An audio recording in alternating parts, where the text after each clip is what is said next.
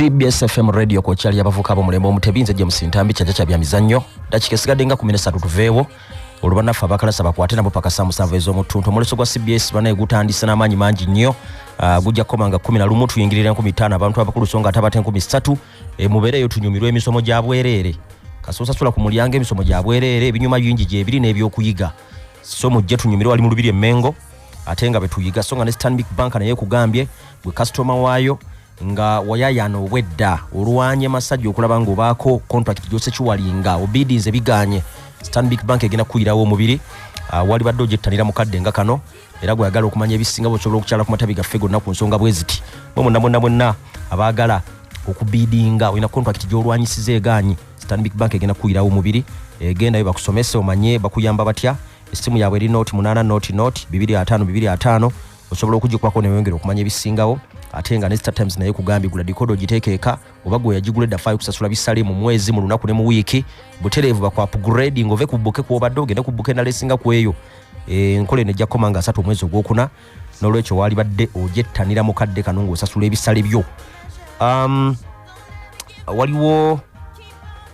waliwo tournament bagita Mayors Cup Kyengera Town Council Mayors Cup Kyengera Town Council miluka tournament final bangambye eriyo kuyididde omwanguzi mwagenda okutwalira Seddume Wente n'ekikopo songa ate mu bakyala omuluko guna wangula gujja kutwala kimeme w'embuzi n'emidaali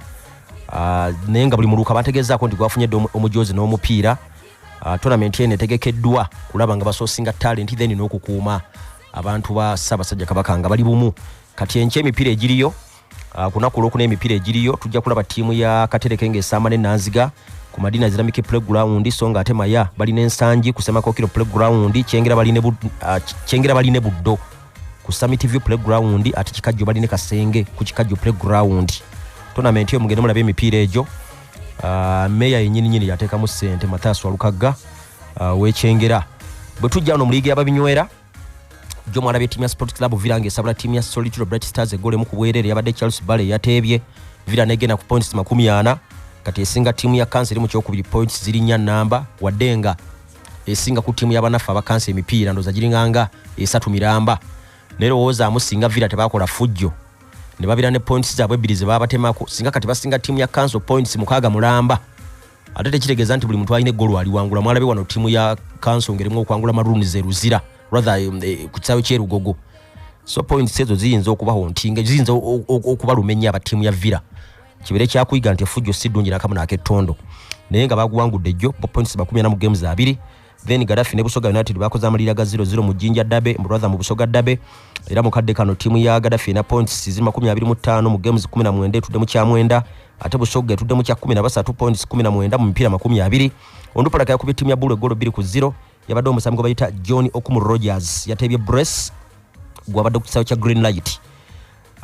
bakyali ku bottom wasi points 17 mu games 19 songa ate yo Bulu Masaba akyanoonya win esooka mu league tennaba kujja naye nga bali mu kyakusana points 13 mu mbeera eyo then game endala UPDF yakubye timu ya Lwahiro goals ade 3-1 gwabadde wali mu Bombo military barracks Lwahiro wali ebitatambula bulungi teri ngabo yali season ile yasooka waliwo ebitagenda bulungi mu kadde kano kyovula banga ati luzinga n'emipiira gyeta luzinga nga luli naye nga yabadde omusango bata Jacob Kamwesiga yasoose okubatebera eggolo n'etamala UPDF n'eyita mbasambi okwabadde Ibrahim Badiru Nsimbe Jibril then waliwo n'omulenzi gwe bayita Samson Kasozi ne Ivan Yahimbisibwe be batebye eggolo za timu y'abanafu aba UPDF mukadde kano UPDF egeze maaso n'okwangula emipiira 3 egy'omudiringano ajjukira bakuba timu ya Bright Stars Bombo ne bakuba Wakiso Giants nga bagikyalidde Wakiso kakati bakutalwa Hilo Bombo balina points 21 mu nyufeke 12 ate ya Lwahiro gye bakubye mu kyamusamu ne points 26 league eddamu olunaku olwalero n'emipiira 3 miramba ku bisawo ebyenjawulo tugenda kula Blacks Power ng'esamba ne timu ya KCCA ku saa 8 ez'emisana tulabe URA ng'ekyaza Wakiso Giants eri Rugazi Wakiso Giants eremeddwa okwangula empiira 3 egisembyeyo ne of course ye timu ndowooza kati esinga abasambi abalwadde abangi ate ogatako ne departures waliwo abasambi abagenze nga Bankizo Sebufu yagenda Wini Kasulu yagenda ne mu kaseera akazibu Sematimba naye abadde nga abeera busy bw'atabeera ku under 20 ate abeera ku timu ya ggwanga enkulu so naye bw'atyo n'abanga tabaddeewo nnyo kimala kuyamba timu eno naye nga bakyalira URA eyakamala okukuba timu ya Solitude Bright Stars wali ekavumbe golo 2 ku bwereere then Maroons naye gena kunonya win ya yeso kama upira gwe 10 ngesama ne team ya Vipers kuba mwenda je tulabyeko Vipers badagina match no avoiding defeat wangu do musanvu ne drawing ebipira ebiri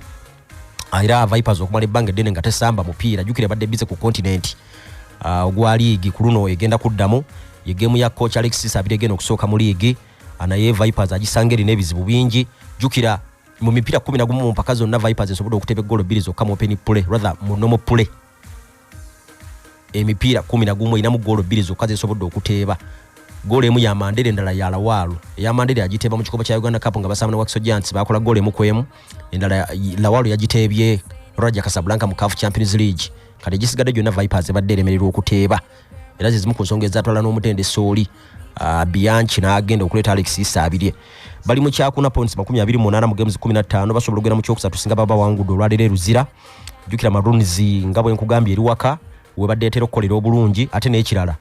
ejjange jude confidence kuba yakamala okufuna amalira ga goal emu ku timu y'abanafa aba KCCA erugogo ate KCCA yafuddeko na mabega ngeyita mu Mato Rogers mpira gwabadde gubatabukidde kale Vipers gwinzo okutabira mpira mwangu na ya mawulira malungi captain yakomyo Milton Kalisa jukira abadde n'obuvuno bwamulemeseza okusamba ne game ya Vipers ya Sembye ya Horoye y'ekibinja mu CAF Champions League ne ku timu y'eggwanga teyasobodde kubayo olw'obuvune naye akomyewo kati abasambi abataliwo ye Yunus Center mu Livingstone Mulondo mu Rushidi Juko ne Marvin Youngman abo bo tebajja kuba nabo olwaleero game ya sawa 10 era tujja kubulira miranga bwine betambudde bogenda ku lukalu lwa Bulaya onaku lwajjo wabadde ebikopo bingi mu Bulaya Bugirimani babadde ne DFB Pokal Cup ya Uganda Cup weri mwetwalabidde Bayern ngo omulundi ogwokusatu ogw'omudiringanwa erimu okuyingira abana abasembayo gite semi final jukira bagisabulidde na wakati ya Freiburg egolo 2 kwemu Freiburg ya timu yazanya final season ewedde ne losing mu penalties ku timu ya RB nakati kyayagala okuddamu okukola nzijukira Thomas Tuchel nga yakajja yagamba bwatunira squad Bayern jerina ebasobozesa okuwangula ebikopo byonna bibalimu omuli Champions League nga bazzaako Man City omuli DFB Pokal nga balina Freiburg mu kubo lyabwe ku quarter final omuli ne Bundesliga kyekigezo bakiise batandise na kuba Dakela Sika jukira banonya 11 ey'omudiringanwa ne Freiburg okubakubira waka tekiwulikise bulungi Frankfurt nayo ekubye timu ya Union Berlin goals badde 2-0 abadde omusambi ono mu Faransa kubayita Rando Colomwani yatebye goals 2 mu Faransa oyo nekibanga bamaze okwesoga semi final kakati lero wali emipira ebiri ku Sayo Munyoreba gabasamane Stuttgart songa ate RB bad defending champions bagenda kusamana timu ya Borussia Dortmund ku sawa zigenda kwera 5 ezekiro era tujja kubulira miranga bwene betambudde ogenda mu Coppa Italia Juventus ne Inter guwedde goal emu kwemu gubadde mu red cards 3 jukira nti Inter efunye red cards 2 Lukaku nga amaze converting penalty mu yechenda mu 5 bamwadde red card ngenta bevudde ku celebration yakoze abaddenga awakula entalumba wagize ba timu y'abanafa ba Juventus then captain wa timu ya Inter Samir Handanovic na yafunye red card mu dakika echenda mu 9 Quadrado naye afuna red card mu dakika echenda mu 9 naye nga jukira ye yabatebedde aba Juventus mu dakika echina mu 3 balina okuddingana of course mu gwokuna kunakuzo mwezi nga 27 ate lero waliyo semi final endala Cremonese bakukyaza timu ya Fiorentina ku sawa 4 era bajja kuddingana ku date ya 26 omwezi guno gwennyini ogwokuna gutulimu Lukaku yatebedde timu ya Inter ngabo enkugambye wewunye golo yabadde yakutaano mu appearances 20 kyovolaba Inter yagambye tejja kuddamu kumukozesa season ejja olubagenda kumuza ku timu y'abanafa aba Chelsea kubanga be bamuloningayo Ebudachi nayo waliyo omupira gw'ekikopo olwaleero munene nnyo Feyenoord table leader mu Eredivisie agenda kusamba n'owokubiri mu Eredivisie gwe bayita Ajax chance ya domestic trophy yonna ya Ajax season eno okuba Feyenoord netwala ekikopo kino nejjukira mu league Feyenoord yabalumbye eka ne basabule goal 3-2 kati basinge points 8 mu league ekikopo yagala kukitwala ndoza mulundi gusoka mu bangala ya myaka nga 5 bagenda kusamba saa 3 ezekiro olwaleero onakulwa jjo semi final gye twalabyeko Spakenburg yakubidwa PSV Eindhoven goal 2 kwemu neitawo kwesoga final zijja kubayo nga 3 ogwokuna nenga tulindiridde awangula wakati wa timu ya Feyenoord ne Ajax yajja okusamba ne PSV Eindhoven Spain El Clasico jeri Copa del Rey okuddingana Barcelona Madrid guli ku Camp Nou ku sawa nyeze ekiro olwaleero jukira mu league points 12 zezibawula chance ya domestic trophy yali badene ya Madrid kuba league eringanga Barcelona jefunvubidde etwale naye ekyennaku mu kikopo kino kyekimwera timu ya Barcelona bwe yakyala ku Estadio Santiago Bernabeu ate yavaye wangudde mujukira goli yali yakyete bandoza yali Eda Militao yeyeteeba kati amalira ga 0-0 gayisawo timu ya Barcelona so tuyinza okulaba trophyless Madrid, that is singe batawangudde Champions League nga ne league bagitutte tuyinza okulaba Madrid emalako season nga tewangudde kikopo mpozi kiri kya wangula juze cha FIFA Club World Cup ate ekyo tukibala ngea kitwala season yewedde kubeera ebyagitwalayo byali bya season yewedde so yembere yo game ya sawa nya ja kuba game nkulu nnyo ekite kikeseza lero timu ya Osasuna esobodde okujja mu timu ya Bilbao jukira bakoze goal emu kwemu nayo Osasuna first leg yabeyimirira bali bawangula ne goal emu kubwerere aggregate bayisawo na goal 2 kwemu bwe tugenda kate mu Premier League lero wali emipira ebiri ku sawa nyeze ekiro West Ham bachaza timu ya Newcastle London West Ham yafunye wini yabwe yasoose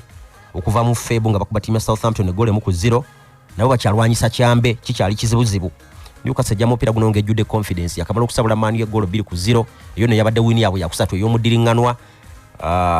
Nick Pope akwate goal okufaako bu clean sheets yakakola 13 in fact Terry goalkeeper akoze clean sheets nyim Premier League nga Nick Pope wa timu ya Newcastle era bakyalwana nabo kulaba nga bamalira mu bifo ebine ebisooka baddeyo mu mpaka zabulayo omulundi oguna abagososo kwa mwaka gwa 2012 pira guno timu ya Newcastle ku bintu byekola ennaku zino esobola okuwangulira ddala bulungi nnyo waddenge ne beekyadde London then waliyo ogwa Man U bagenda kusama ne Brentford gwa ssaawa 4 Man U egenze emipira 3 nga tegoba ate nga teteeba teyali yagadde genda mupira gwakuna mu kaseera ng'ekifo nakyo okumalira mu bifo ebina nakwera kwazzeemu okulwana jukira Spurs weri Newcastle weri buno Brighton nabo buli mu kujja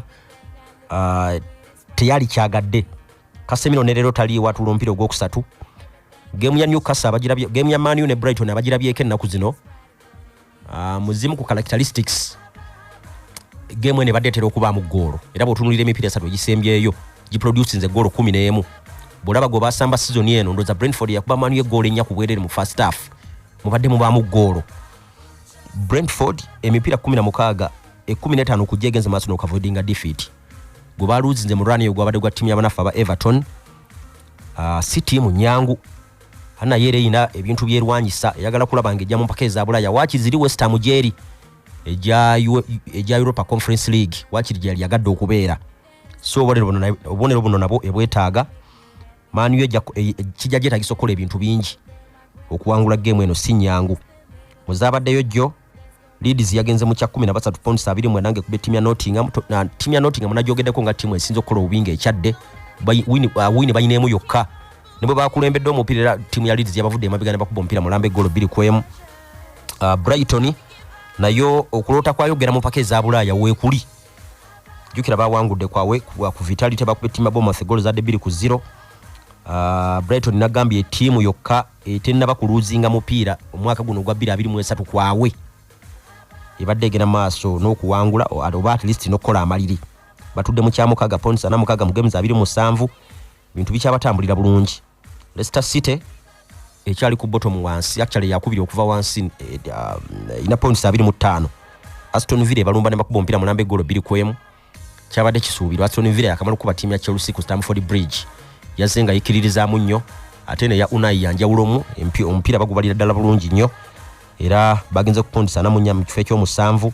Oli Watkins gwadde mu mpira gwe gwa 10 n'ateeba gole ey'omukaaga ey'okwawe ey'omudiringanwa naye nga kati yakatebe golo 8 mipira 10 gyasembye okusambya ku timu y'abanafa ba Aston Villa gole ndala yatebeddwa omufirika gwe bayita Bertrand Traore ava mu ggwanga erya Burkina Faso Chelsea ne Liverpool bakoze amalira ga 0-0 Chelsea emikisa bagifunyeewo ko naddala nga bwakatandika ne bagyonoona ne bateebayo ne ku golo Kai Havertz CVR ne girulinga utunga bagamba gaye yabadde akutte omupira oyo Kai Havertz naye Liverpool yakoze enkyukakyuka mukaaga abasambi okwabadde Salah Robertson Trent Alexander Virgil van Dijk Cody Gakpo simanyi kye yagala obaddala yagala okumalira mu bifo ebine ebisooka kuba mukadde kano buli bubonero bonna obwetaaga kubanga bwe beetaaga jukire timu zinga Brighton Aston Villa Man U Spurs Newcastle zibali mu maaso bali mu kyamunaana kati ate n'okola rotation bweto olwokuba obala omupira gwa timu ya Arsenal kuba game ya timu ya Arsenal ne banaagiwangula tegenda kuvaamu bubonero 7 era ejja kuvaamu 3 ne bana abawangudde so nerowooza mu konti mu mbeera ngeno beetaaga obubonero bonna obusatu bubeera buzze ekyokurotatinga ennyo bwekito tekyabadde kirungi n'akamu n'akettondo naye bali mu kyamunana points 43 bakyasigaza games 10 kakati bagenda kuzaako timu y'abanafu aba Arsenal nga be bagikyaza ku Sunday saa 12 za kawungeezi mpira gwalabise nga gwabadde gujja mu timu zeza timu zi mid table omutino gubayulisiza gwabadde gujamira mu tiimu ezo bwezityo eziraga nti zina nnyo kigendererwa. Kiropu kyeyatulaze olunaku olwajja kuba bw'obaddala ng'oyagala kumalira mu bifo ebina ebisooka yabadde alina okusoma abasambi be bonna n'abamalayo waakiri ne basooka bawangula omupiira n'olyoka obajjayo ate okubaleeta obuleesi ng'embeera yatabuse tekyalabise bulungi. Tujja kuddingana nkya mu Shobweti emipiira gye giri ku ssaawa 4 ez'ekiro tujja gikutuusaako bisikoze biri munda jja nabe mu Kalasamayanzi paka saa 7 ez'omutuntu Ssaabasajja Kabaka awangaale.